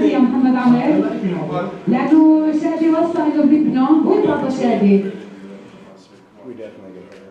Why don't you wait until he's finished? I mean, the reality is this. Palestinians are an oppressed people. Within an oppressed people, just like you see within oppressed communities in the United States, poor people, people who are disenfranchised, some people within them are so oppressed and fed up that they say, oh, of course they hate Jews, because Jews oppress them. Not because they hate Jews because they're Jews. They hate Jews because that's who oppressed them. All Israeli soldiers are Jewish. They're not Swedish, they're not Finnish, they're Jewish. And they come there and they oppress them. So some Palestinians react to that by hating Jews. That's not the majority of the Palestinians, and that's not what Palestinians teach their kids. I was never taught that. I was taught all religions and human beings deserve respect. I was taught the Holocaust, but I was also taught about Israeli oppression, and I was taught about my grandmother. My grandmother told me, never forget, that before I was kicked out, my best friend in Safar was Rachel, who was a Jew. And she said, I didn't even know she was Jewish, because we always celebrated, she celebrated Passover, I celebrated the Eid, and we visited each other until 1947. That's when she found out she's Jewish, and that there's a problem between them. So this whole thing about all Palestinians teach, that's just racist. That's just silly racism, and it's the same type of racism that we hear about black people in this country, that we hear about Mexicans and Latinos, and so on and so forth. It's just not something that I would answer. Now, Professor Bell.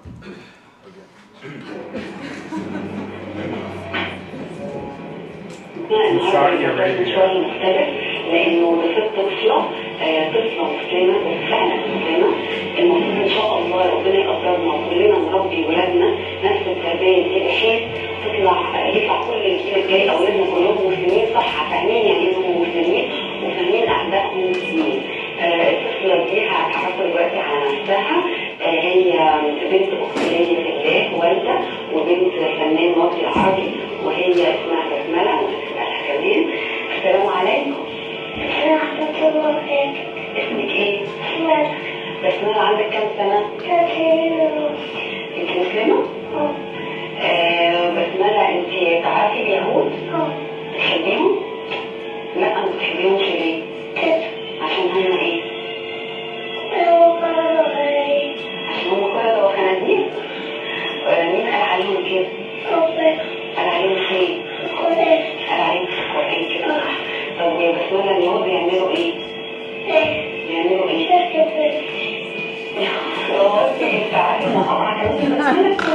وهم كانوا بيحبوا سيدنا محمد الرسول عليه الصلاة والسلام؟ لا أبدا. Saudi Arabian television. First of all, that's an Egyptian accent, that's not Palestinian. I know you don't have the accent. And this TV is a shitty little TV a station that nobody has ever heard of, and she's Egyptian, she's not Palestinian. I mean, you can keep going on YouTube, I've seen all these things. I mean, I can point out so many programs. Come on, I mean, this is really, please. Okay, your 2 minutes started a while back. Well, then let's just you know, there are Pew polls about the attitudes of various peoples towards very simple question: positive or negative? You like Jews, Muslims, Christians? Okay? They've done these throughout the world. Right? Here are the numbers in Arab countries regarding Jews. Positive, 0 or 1%. Negative, 98%. Okay? These are facts. I don't know what you're saying when you say there's no prejudice. These are the facts. You say that all that this is the result. This is the result of seeing only Jewish soldiers, that all the soldiers are Jewish. Well, that happens not to be the case. In fact, not all Israeli soldiers are Jewish, and not all Israelis they run into happen to be soldiers, right? And it is also true that it happens that Israeli Jews run into people who are terrorists, who are murderers, who are also Palestinians, and yet it doesn't happen the same way in reverse. You will not see what you do see on Al-Quds TV, which is that Jews are pigs and apes, and they ought to be destroyed. You won't see what you see in the Hamas charter. The Hamas doesn't make any secret of this. The time will come until Muslims will fight the Jews and kill them, until the Jews hide behind rocks and trees, which will cry, "Oh Muslim, there's a Jew hiding behind me. Come on and kill him." This is what you see. That sounds like Rick Santorum. This is This type of religious fundamentalism exists everywhere, including in our presidential campaign. Sir, we're not talking about, we're talking about genocide. I'm very sorry if you can't see the difference. This is blood-curdling, this is horrible, and it's unbelievable that a group like this won elections among Palestinians, popular free elections. This is damning. If you have to accept there are things that are just beyond the pale. It is beyond the pale to accept this kind of bigotry. It is beyond the pale to accept these kinds of genocidal. Absolutely. Sir, time on this question. And it is unbelievable that rather than admit it and condemn it, what you do is deny that it exists. I don't deny it. I condemn it in the strongest way possible. But it's not representative. Can't find this. The videos are posted. It is on TV. It is reported in the newspapers. Okay, time. We're done with this question. We have one last question, then closing statements, and maybe none too soon. So, what are your thoughts on the wall being built? That starts with you, Professor Bell. Well, all right. Here's one of the things that was interesting about Dr. Barghouti's presentation was the way the terms kept changing. Right? So, for example, there was this slide on Palestinian land ownership, where in the first slide it consisted not of Palestinian land ownership, but all of the land that was not owned by Jews is marked green as Palestinian.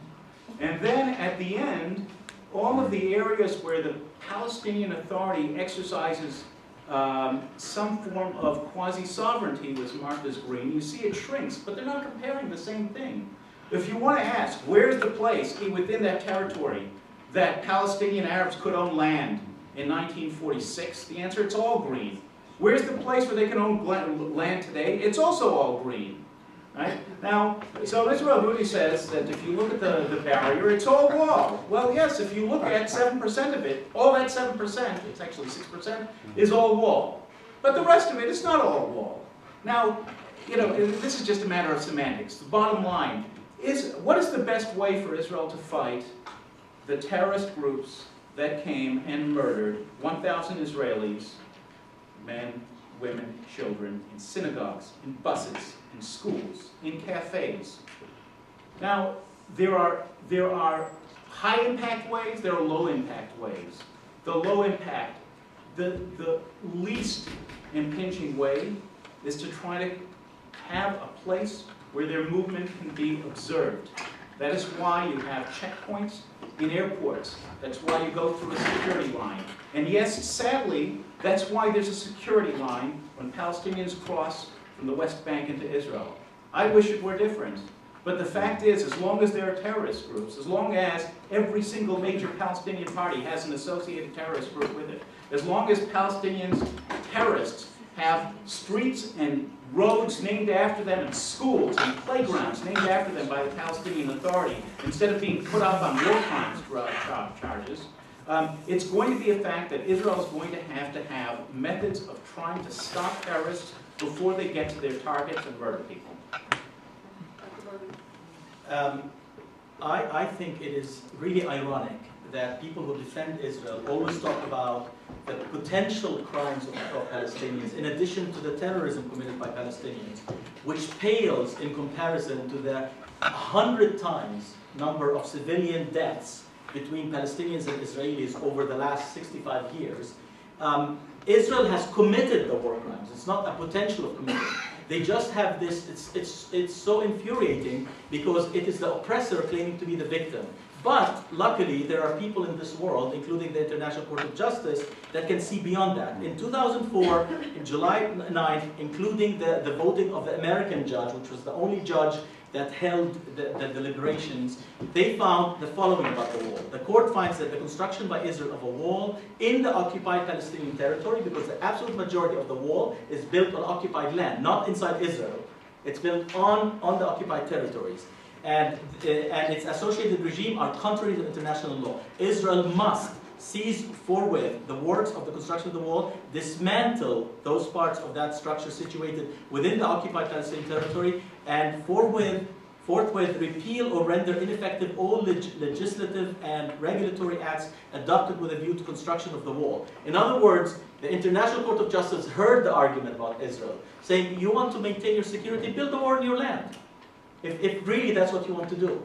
But don't build a wall that divides up Palestinian villages from their agricultural land, that divides up a city like Jenin from all of its villages, and it just completely tears families apart. That's what the wall has done. When I go to visit my brother, and he lives in Ramallah, there is no way to get except to go to Ben Gurion Airport and then to take the highway number 6 and then to go to a checkpoint at Qalandia where you see this enormous wall, and then you have to step out of the car and take your luggage and go through a checkpoint and all that. Do you think now Israelis have killed many more Palestinians than Palestinians have killed Israelis? Why don't Palestinians have the same right to say, you know, you're very violent people. We have the right to force checkpoints on you because you've killed hundreds of thousands of us over the years. You've dismantled our land, you've uprooted us, you've kicked us out. Why is it that Israeli Jews always have the right to security and to do anything in the name of security, but Palestinians deserve no security? They've been being killed. They're the ones being killed. So on the war on Gaza in 2008-2009, 1,400 Palestinians were killed, absolute majority of them civilians. 3 Israelis were killed, civilians, and 10 soldiers. I mean, the proportionality is amazing, and yet the Israelis say they have the right to do all these things where Palestinians have no rights. That I think is just the bottom line of the racism in the existence of the two peoples today. Palestinians did force checkpoints on us. That's why we have them. Seriously.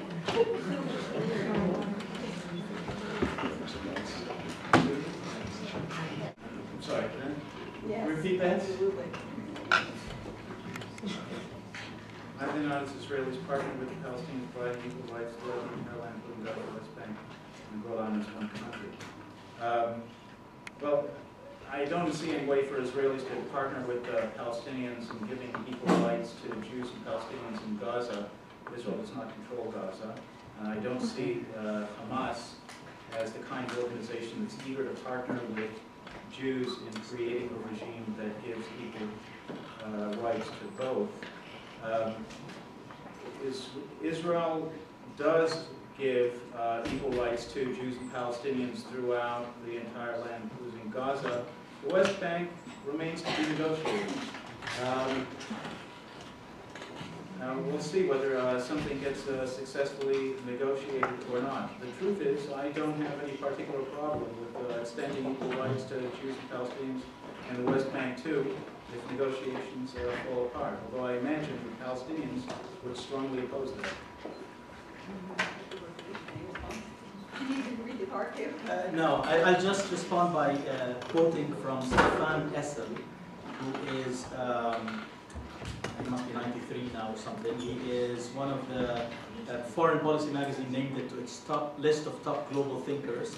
He's a French thinker, and he was one of the co-authors of the Universal Declaration of Human Rights. And he was also an Auschwitz survivor. And on 5 January 2009, Essel criticized the Israeli military attacks in the Gaza Strip, saying, in fact, the word that applies, that should be applied, is war crime, even crime against humanity.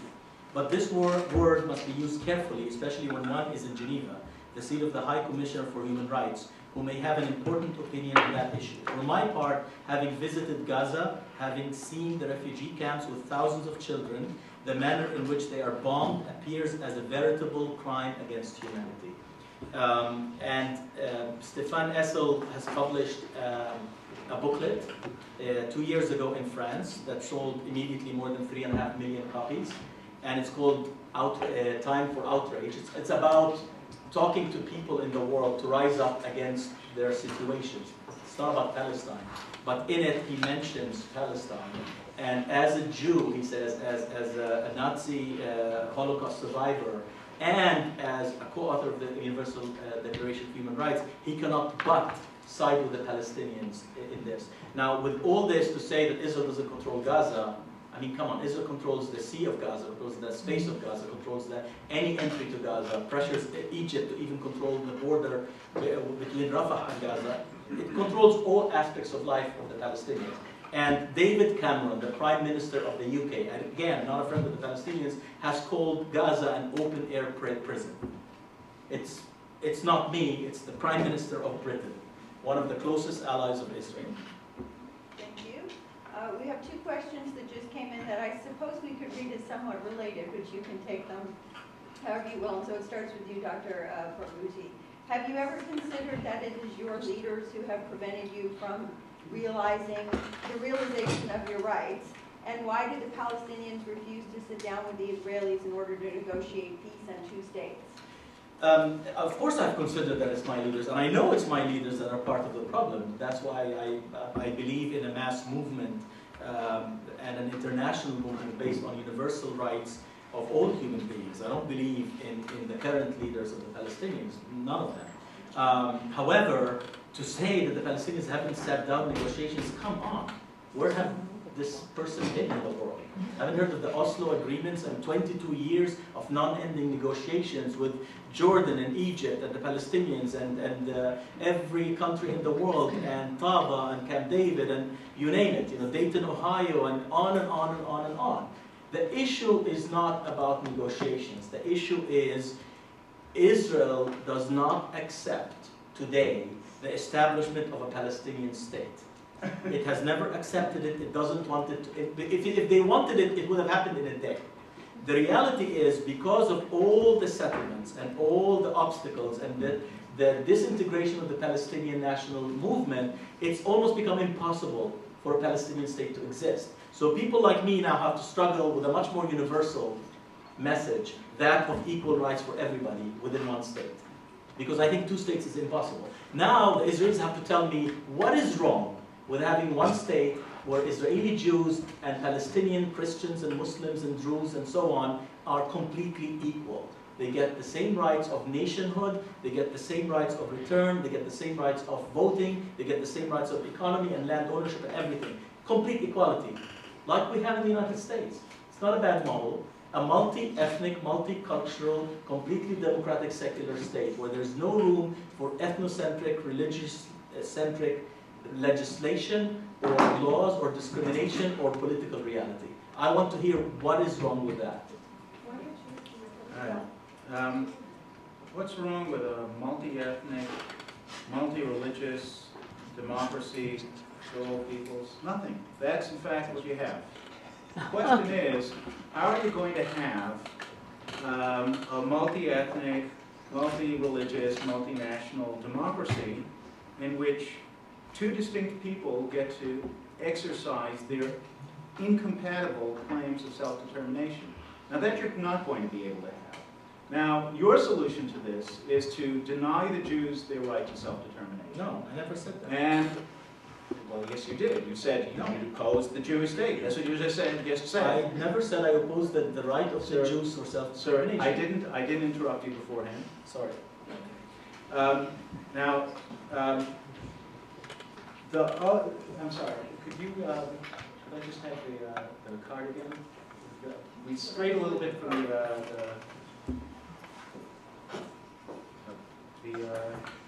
question. All right. So, you talked about negotiations. Right? You said what can the Palestinians do in the face of negotiations that have gone nowhere? Negotiations have gone somewhere. Where they've gone to is Palestinian refusal.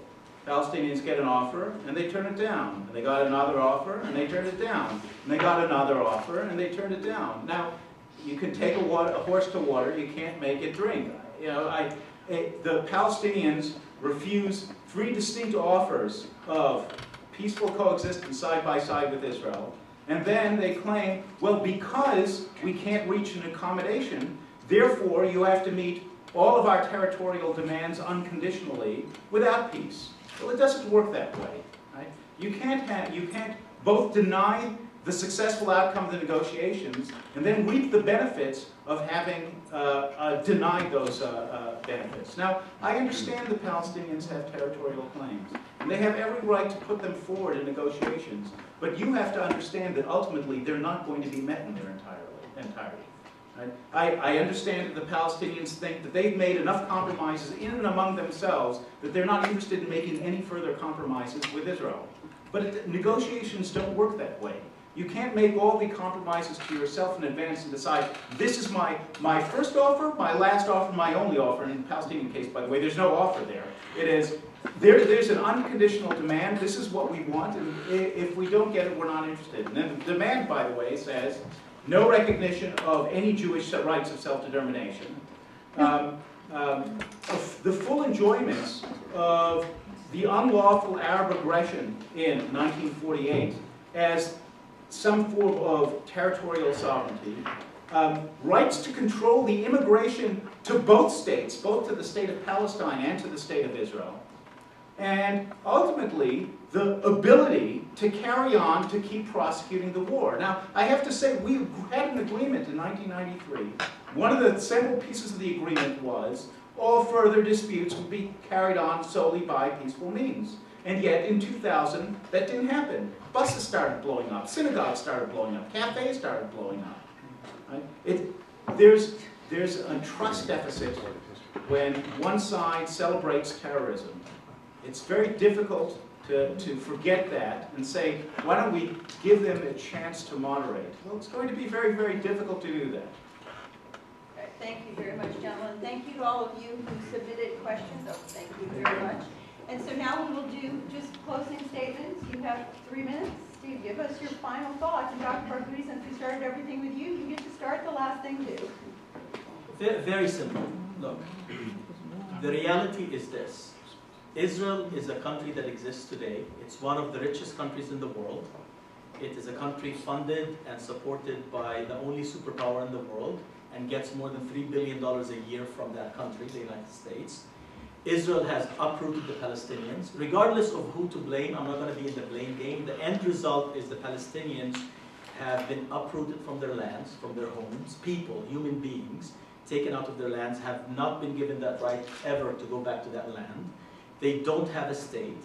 They have made many offers, but the professor here only sees what Israel offers as the only offer. He forgets all the offers that the Palestinians made throughout the years, starting from a secular democratic state early on in the 60s, to accepting a two-state solution, to going to the UN, to accepting something on the basis of 1967. Those are all offers and compromises the Palestinians made. The reality is today Israel is moving to the right. It has the most right-wing government in its history. It has a government with an openly racist foreign minister. If you remember in Austria when they had an openly racist prime minister, the European Union forced that person to resign either. And that's not the case in Israel. And it is a country that is insistent on using the United States power to continue to oppress the Palestinians, deny them their right. Now, the Palestinians have evolved their struggle. Since 2005, more and more of the Palestinian people are opting for non-violent resistance. That's the majority of the Palestinian resistance today, whether it's in the villages like Belain and Elaine and the whole non-violent international solidarity movement, or the BDS movement. If anybody, I noticed the professor keeps saying warfare. What do you want us to do? BDS is a non-violent tactic. I have the right to decide what to buy. So do you, so does every human being in this world. I have the right to say where my money goes. That's a human right. That is not a violent act. That's a non-violent act, and the United States has sanctioned numerous countries in the world. They've just imposed very strict sanctions on Iran and Syria, and it's a normal thing that countries do and human beings engage in. That's what the Palestinians are engaged in. Instead of having all these Israeli voices that have for years saying, why are the Palestinians so violent? Why can't they follow non-violence? When we follow a non-violent resistance, they attack it as if it was a violent resistance. You cannot win. They call it warfare. Everything to Israel is terrorism, including saying, I want an equal state for Palestinians and Jews, where Jews exercise the right of self-determination, not at the expense of the Palestinians. Neither do the Palestinians exercise the right of self-determination. That is considered terrorism. You can't win. This is what the Palestinians want. I think the reality is clear. There are many Jews now who support the Palestinians. It's not like it was 20 years ago. The BDS movement is filled with Jewish activists. There are organizations like Jewish Voice for Peace and European Jews for Peace and many Israeli organizations, Who Profits and so on, that are part of the BDS movement. This is not an ethnocentric nationalist movement. It's a movement for universal rights. It's a human rights movement. It's global in perspective, and it targets very specific actions against international law. It does not target Jewish people, does not target Israelis. It targets the state of Israel until it complies with international law. If people think that complying with international law and providing equality threatens the state of Israel, what does that say about that state? That it cannot withstand equality. Equality did not destroy Alabama, equality did not destroy South Africa, and equality is not going to destroy Israel. Equality is only going to provide Palestinians, finally, with their equal, full rights and historical justice. Thank you.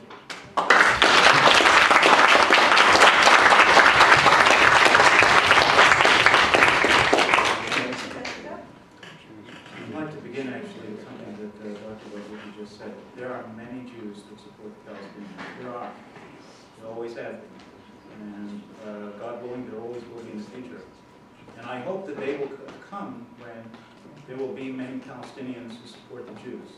I haven't run into them yet. I certainly don't know of any organizations that do it. But I hope we'll see that one day. Because when we do, that's when we'll be able to see equality. That's when we'll be able to see the vindication of all people's rights. That's when we'll be able to see this going beyond the recriminations, the warfare, the sanctions, the terrorism, etc., and getting to peaceful coexistence. Now, it's not true that everything is terrorism. No, of course not everything is terrorism. Economic warfare, diplomatic warfare, social warfare is still not terrorism. And of course you have every right to engage in that. And it's certainly a lot better than blowing up buses and blowing up synagogues and throwing rockets at Israeli schools, which is going on right now. You know, you don't get to choose the other side's leaders. So neither of us likes the current foreign minister of Israel. I don't like the fact that every single Palestinian leader is from a terrorist organization.